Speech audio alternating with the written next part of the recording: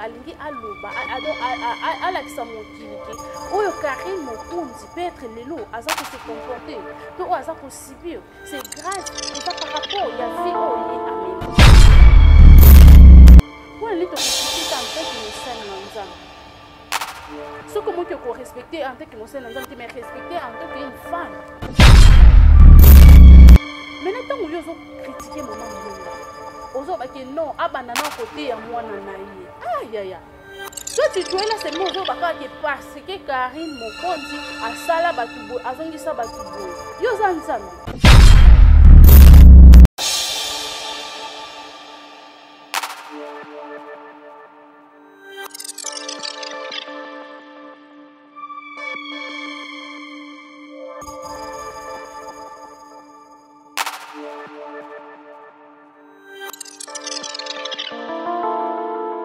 La famille, merci de s'abonner massivement sur NL officiel. Vous ne serez jamais déçus. Abonnez-vous massivement, partagez, likez et surtout, n'oubliez pas de cliquer les cloches de notifications. Merci de nous faire confiance. Là-bas, il y a tout. Actualité, Nyon se continue à 12h. À 12h05 pour déjà vraiment. Merci de me faire confiance. Abonnez-vous massivement. Ceux qui vraiment Baibolingaka NL Baibolingaka la loi car vous qui s'abonner massivement à NL officiel. Merci.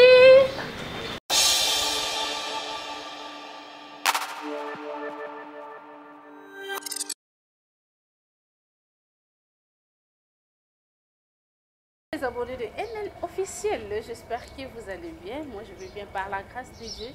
La famille, merci de nous faire confiance, merci de s'abonner massivement, merci de partager et surtout de liker. N'oubliez pas de cliquer la cloche de notification, vraiment cela nous fera énormément plaisir. Merci de nous faire confiance et de partager comme vous faites là.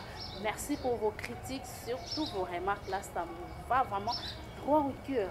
Merci beaucoup na bino subasala ka confiance na NL officiel la loi ka concert na bino ndeko na bino grande sœur petite sœur na bino vraiment merci na bino so bino so nazo choqué, je suis désolée parce que nakamutu lokola bino le rare semaine place où on a l'erreur comme na privé je vais arranger. Merci comme d'habitude ya biso penda de baka actualité zanga kate de na lobaka là où il y a des gens il y a toujours des problèmes.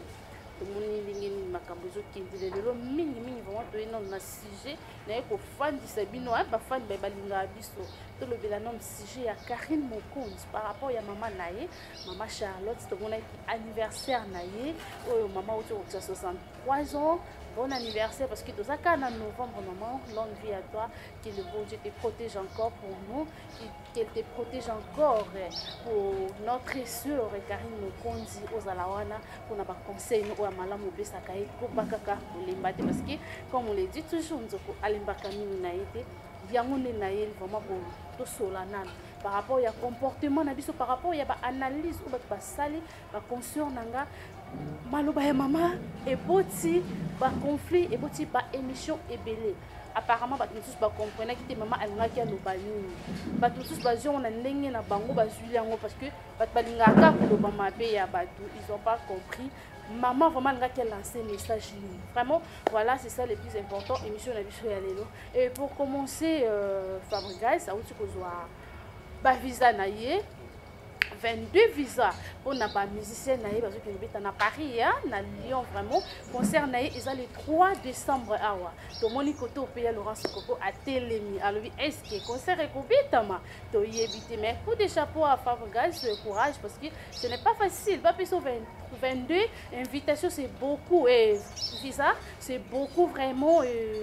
Tout le monde qui a un rançon à soi qui a monté mais Fabrice a dit total na ndenge ni concert en et kobeta mato et kobeta maté mais souci na biso ça concert ebeta parce que il tire ya mboka na biso ezokita bazo avancer le sous-souté ba musicien ba beta so ba mboka te surtout wapi na Europe parce que Europe n'aime te tombola ka bango mais ba musicien ba combattant banda ba telemela likambo na bango jusque là to yebite qu'est-ce qui se passe mais toujours c'est la Fabrice c'est bonne chance toujours c'est le 3 décembre ba musicien ba ozalisha na kati ya Paris ba na Paris bana Lyon ba inoso azana boyamba ouais bino via nova et kozala parce que isaka bendeli ya mboka na biso.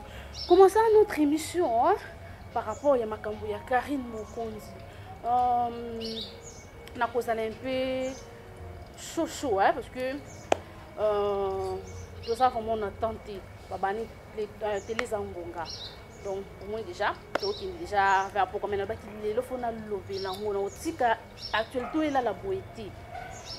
Aujourd'hui maman ya Karine Mokonzi o batu nyuso bazo traiter ndé bazo traiter wana avant bo banana ko traiter mutu bo anda ko lobande bazo bana maman mukolo wana bo sala ba analyse ndé bazo sala. D'autre part pensez aussi à vos mamans parce que c'est une maman.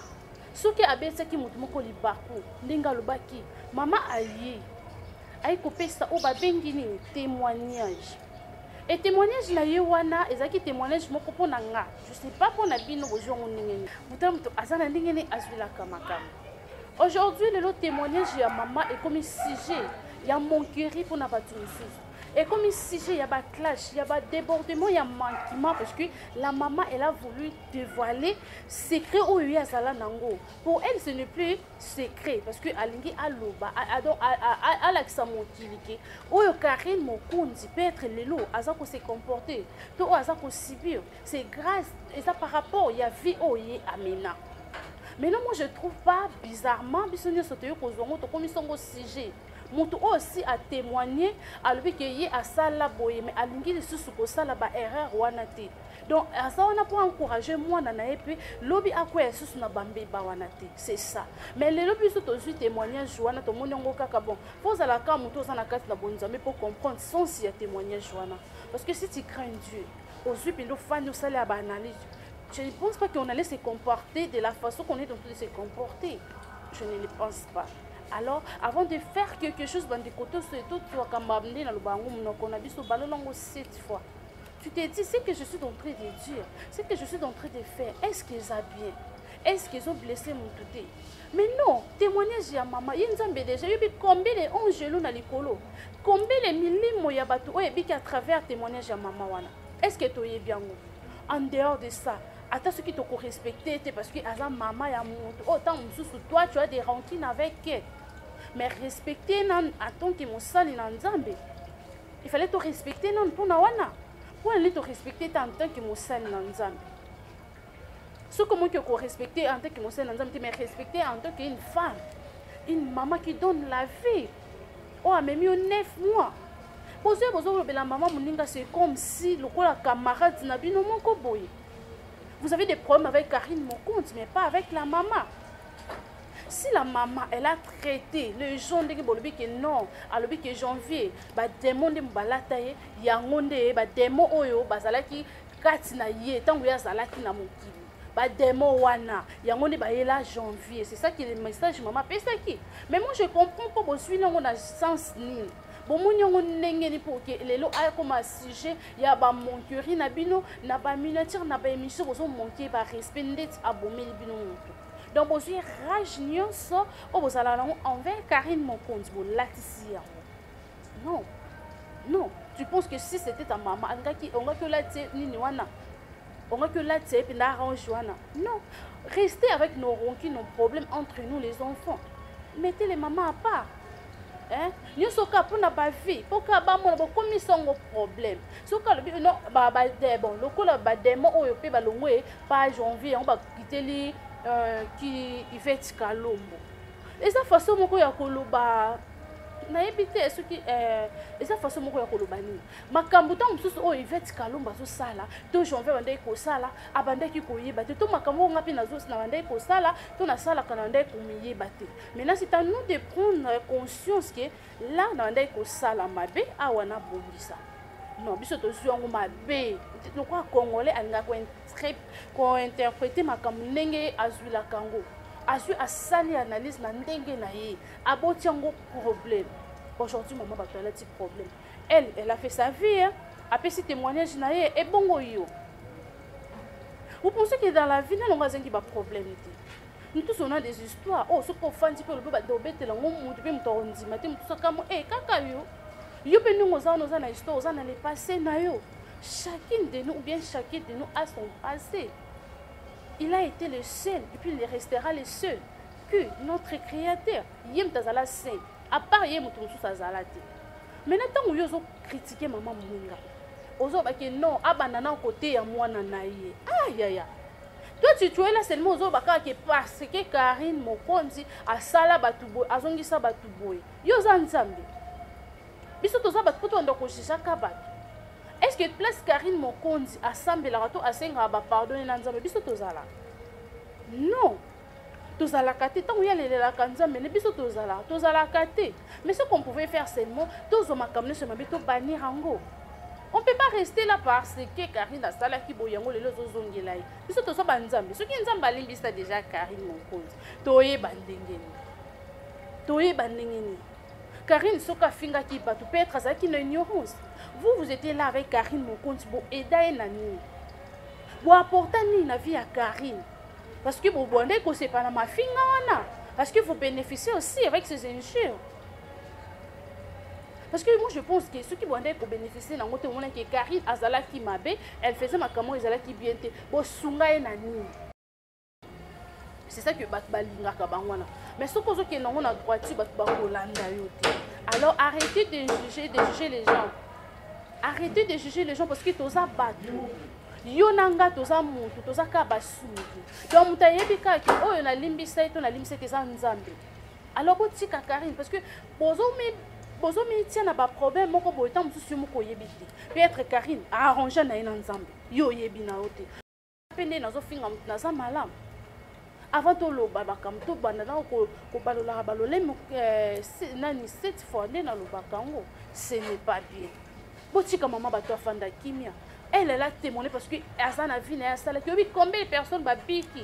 Donc faut que la kana katia bonzambe le cas bino na bozana katia bonzambe te on besoin témoigner genre ka bongo. Parce que mutu abanga nzambe tanga moni témoignage wana non. Maman a simango aujourd'hui c'est que Karine Mokonzi est en train de faire parce que yende mutu a ville nenga mena ki ville na yango lelo eza retomber et pas ya Karine Mokonzi. Donc pour na wana bomoni maman lobi mabeti.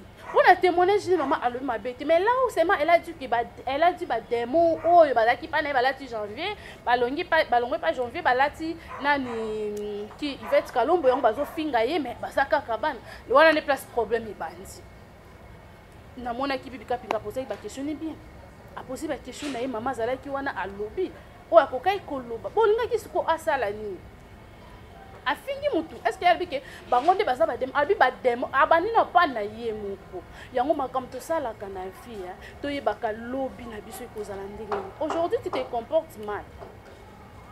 Aujourd'hui tu te comportes mal ozo sala makambo mabe yebaka ngo soki lelo yeli te bana to bana ya bana na yo. Alors on doit préparer notre génération. On doit bien préparer nos conduites. Tout tambola malambo ke bana na biso lelo za ba retomber na bango.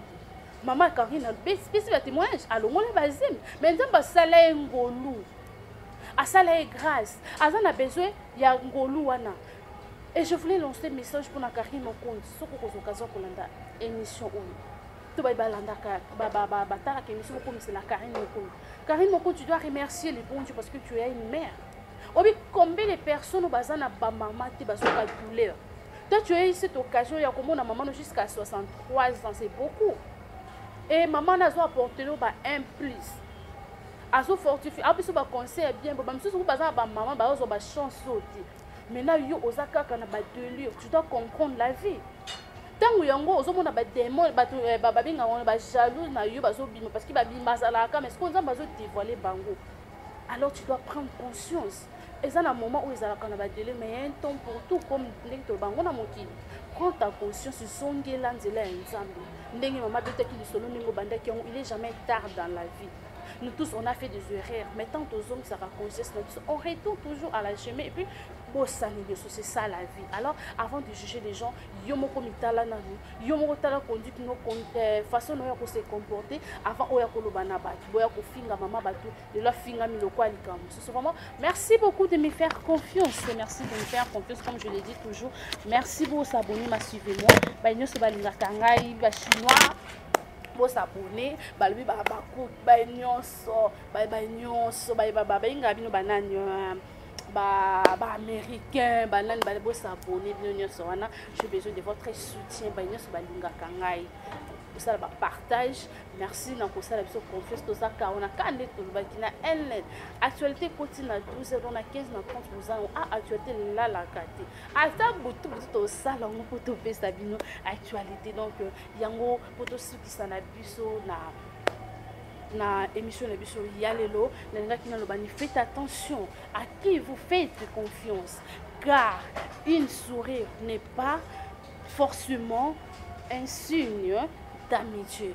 Voilà, je le répète encore, faites confiance à qui vous faites confiance car un sourire n'est pas forcément un signe d'amitié. Donc nous sommes sur ce caillou et lui carte qui sourire wana zo pesa yo et ça sourire ya kozala attention à ça kaka amitié malam pona yo nous sommes approche caillou à ça malam te fait il faut faire très attention parce que mon kid est bébé aujourd'hui ba bazo sanga na po ba finga mutu moko bo mais lobi wana ta mfumu to na tango ya fingi akene na kwena ye à se repentir mais yo ozoti kala kaka il est temps il est jamais tard pour nous que nous nzambe merci beaucoup je dis merci na baina so balinga kanga au CH bank babili bandi ata le depuis Paris je te salue mon poussé yanga moko na lela yo je te salue ça fait pour yo babili la confiance de NL la rose de la confiance de NL ça fait pour yo vraiment vous voir de moi big salutation à toi maman chérie depuis loin de Sylvie Lumbu oh l'homme du milieu vie petite na babi yep na pour na faire rigoler recouvre NL mais comment on va faire rigoler à tête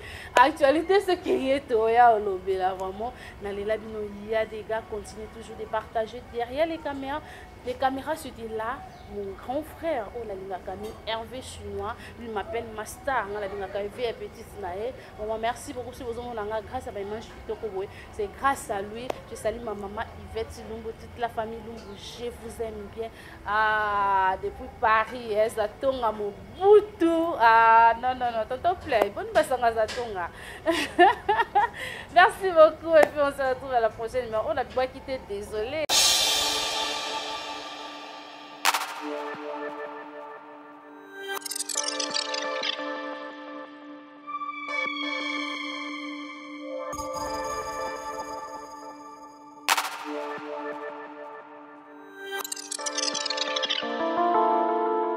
La famille, merci de s'abonner massivement sur NL officiel.